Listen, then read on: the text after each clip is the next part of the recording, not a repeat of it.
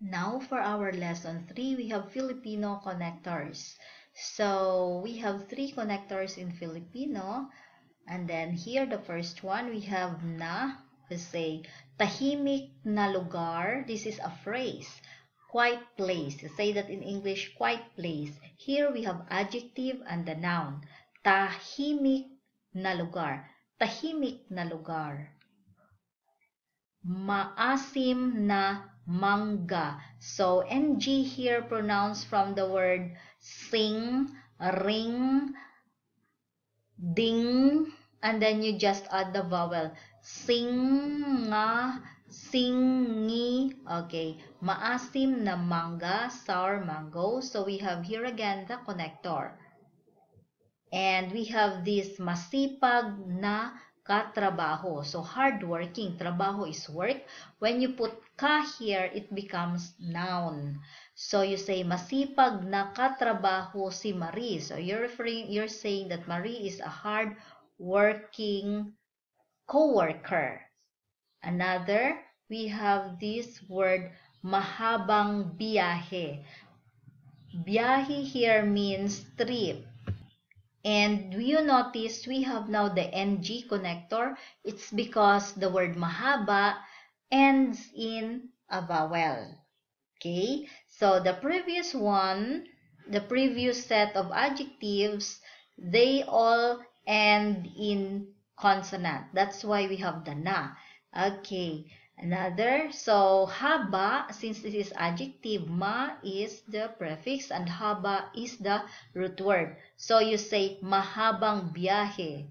This is a phrase. It's a long drive. Mahabang biyahe going to Baguio City.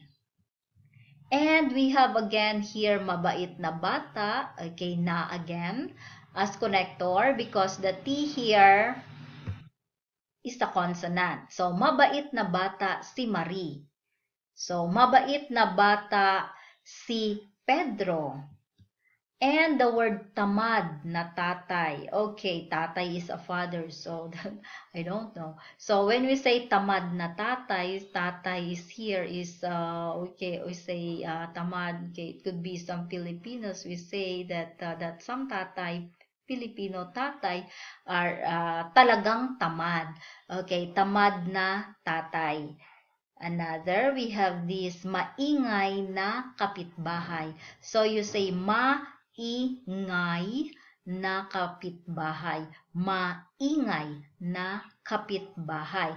Kapitbahay here means neighbor. So when you say maingay, that means noisy. Maingay, you can simply say maingay. Or ingay means noisy. So again, the connector here is na. And we have here again, and G for the word matalino, matalinong babae. Matalinong babae si Marie. Okay, matalinong babae si Paz. And the word here, masunurin, ends in N. Okay, since it ends in N, to connect to the next word or noun, we use the word G only because it has already N. So we say, masunuring anak. Masunuring anak si Pedro. So, masunurin ikaw, you. Masunurin ako. So, adjective plus the person. Or here we have anak. So, when I say masunurin, okay, ako, there is no G anymore. But since this is noun, so we have to put the connector. So we say masunuring anak. And then you can continue your phrase. Masunuring anak si Marie. Okay. And the word mahinhing dalaga.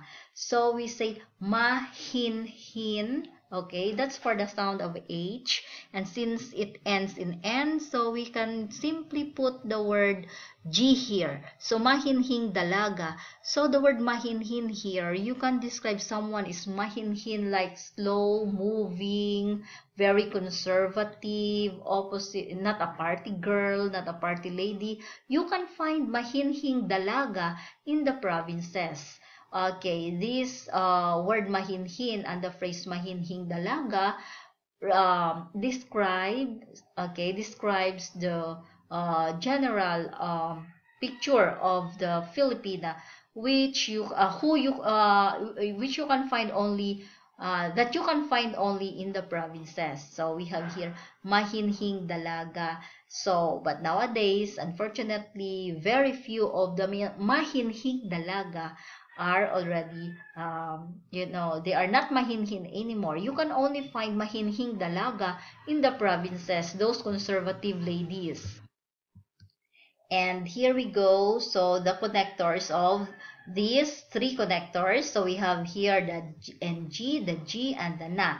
Okay, I'll give you the list of the words in a separate text. Okay, you can find also in this lesson. Okay, and you can just add the connectors. So you think which connector is correct to use. I'll give you a separate list on that. So you see how easy it is to learn Filipino. If you know adjectives and then you can just connect them with the words, here you go.